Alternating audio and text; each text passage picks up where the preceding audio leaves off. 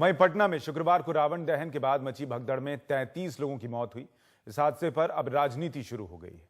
BJP इस हादसे के लिए राज्य सरकार पर लापरवाही का आरोप लगा रही है, जबकि सूबे के मुख्यमंत्री जीतन राम मांझी अपने अधिकारियों का बचाव करते हुए जांच रिपोर्ट आने तक इंतजार करने की बात कह रहे हैं। दोनों बहनों पर जैसे आफत का पहाड़ टूट पड़ा है।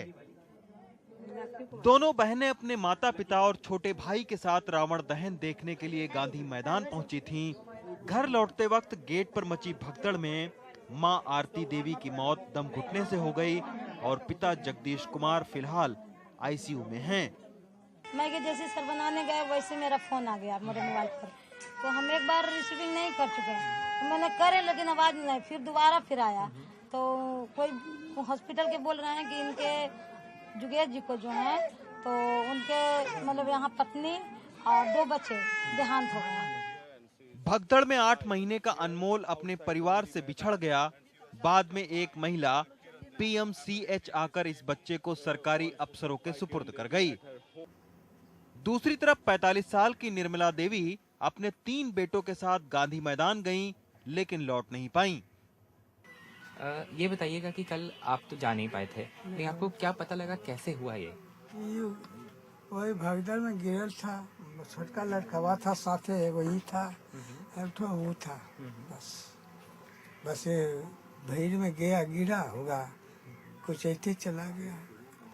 तो आपको कब पता लगा सर कि ऐसा वो भगदड़ के बारे में? हमको पता लगा 8:30 बजे। लेकिन इस हादसे में मारे गए 33 लोगों में से 20 महिलाएं थीं और 13 बच्चे। प्रशासन ने हादसे की जांच शुरू कर दी है। नेताओं ने गांधी मैदान के दौरे शुरू कर दिए हैं। राजनीतिक दल हादसे के लिए अफसरों को कोस रहे हैं, क्योंकि जिस गेट पर यह हादसा हुआ वहां अंधेरा था, यानी रोशनी का कोई इंतजाम नहीं था। गेट भी पूरे नहीं खुले थे और अफसरों ने कोई वैकल्पिक इंतजाम भी नहीं किए थे। भीड़ मैनेजमेंट करने के लिए सरकार ने कोई माइंड अप्लाई नहीं किया। कितने बड़े तादाद में क्राउड आएगी, एग्जिट करेगा एक साथ, तो एंट्री का तो मामला धीरे धीरे करके बनता है, एग्जिट तो एक साथ लोग करता है। और वहाँ पुलिस फोर्स रहती, व्यवस्था रहता है, जिस तरह से आज फोर्स चारों तरफ नजर आ रहा है, रैपिड एक्शन फोर्स और कौन फोर्स, कल कहाँ थी इनके शासन की पुलिस फोर्स, कहाँ थी? तो जानबूझ करके ये सरकार की लापरवाही और शासन की प्रशासनिक विफलता है, जिसकी वजह से इस तरह की घटना घटी है। फिलहाल इस मामले की जांच शुरू हो चुकी है, लेकिन इस जांच में अगर आपको कल की घटना के लिए, व्यवस्था के लिए जिम्मेवार अधिकारियों के खिलाफ कार्रवाई की कोई उम्मीद हो, तो शायद आने वाले दिनों में उदासी आपको हाथ लगेगी। क्योंकि बिहार सरकार के वरीय अधिकारियों की जांच का इतिहास और रिकॉर्ड यही बताता है कि वो चाहे छठ का प्रकरण हो या बोध गया और नरेंद्र मोदी की रैली में हुआ ब्लास्ट, अगर घटना का सही विश्लेषण और दोषी अधिकारियों के खिलाफ उन्होंने कार्रवाई की होती, तो शायद पटना में रावण वध के बाद भगदड़ में 33 लोगों की जान को बचाया जा सकता था। पटना से कैमरामैन हबीब अली के साथ मनीष कुमार, एनडीटीवी इंडिया के लिए। वहीं बिहार के मुख्यमंत्री का कहना है कि 72 घंटे में रिपोर्ट आएगी, फिर कार्रवाई पर फैसला होगा। उनसे खास बातचीत की हमारे सहयोगी आलोक पांडे ने। जो इंक्वायरी कमिटीज होती हैं, जनरली वो फॉर्म तो बहुत जल्दी होती हैं, उनके रिजल्ट्स नहीं आते हैं। What is the time frame? आपने क्या टाइम फ्रेम दिया है इस इंक्वायरी को खत्म होने के लिए?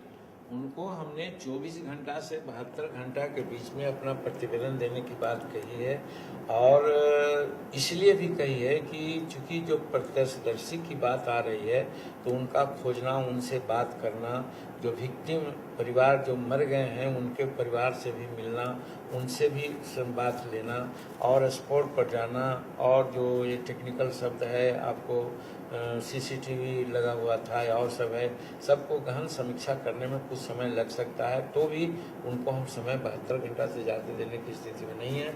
वो अपना रिपोर्ट देंगे और रिपोर्ट के अनुसार अगर कहीं कोई इसमें गलती है, और गलती हम भी मानते हैं कि कहीं न कहीं चूक हुई है, और चूक हुई है तो उसमें तीनों कारण हो सकते हैं। प्रशासन की भी गलती हो सकती है, और हमारे भीड़ की भी गलती हो सकती है, और हमारे जो पूजा समिति के लोग हैं उनकी भी गलती हो सकती है। किनकी गलती है ये सर्टेन होगा।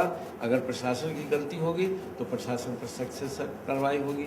अगर भीड़ की गलती होगी तो हम लोग आगे मोडेस ऑपरेंडी अपनावेंगे कि भीड़ को कैसे कायदा से निकाला जाए। तो इस तरह का कार्रवाई आने आने होती है, रिपोर्ट आने पर ही इस पर कार्रवाई की बात जी सर, आप भीड़ की गलती की बात कर रहे हैं। देखिए, ये पहली बार तो हो नहीं रहा है। डीएम साहब आज कह रहे थे कि 59 ईयर से हो रहा है, 60वां साल था। अगर 60 साल से एक चीज चल रही है और हर साल लोग आते हैं एक जगह में, तो ऐसा क्यों लग रहा है, ऐसा क्यों प्राइमा फेसी प्रतीत हो रहा है कि डिस्ट्रिक्ट एडमिनिस्ट्रेशन एकदम प्रिपेयर्ड नहीं था, कोई बैरिकेडिंग नहीं थी, गेट्स नहीं खुले थे जैसे लोग कह रहे हैं, लाइट्स नहीं लगी हुई थी। आपको नहीं लगता ये basic functionality of the administration पे एक बहुत गहरा सवाल है? नहीं, आपका कहना ठीक है, हम भी सुन रहे हैं, लेकिन अनेक बात अनेक मुंह से सुनी जा रही है। इसीलिए तो हम लोगों ने जांच कमेटी लगाया कि एक फिक्स्ड बात बतावें। अगर गेट नहीं खुला है तो वो गेट नहीं खोलने के लिए जिम्मेवार कौन है, उन पर कार्रवाई करेंगे। लाइट अगर नहीं है तो लाइट के चलते घटना घट गई तो लाइट देने वालों पर कार्रवाई करेंगे। पर वहाँ प्रशासन नहीं था तो प्रशासन नहीं रखने वालों पर कार्रवाई करेंगे। कहने का मतलब कि जब रिपोर्ट हम मांगा है, जांच टीम बता दिया है, तो कोई भी निष्कर्ष हम निकालेंगे तो बेईमानी होगी।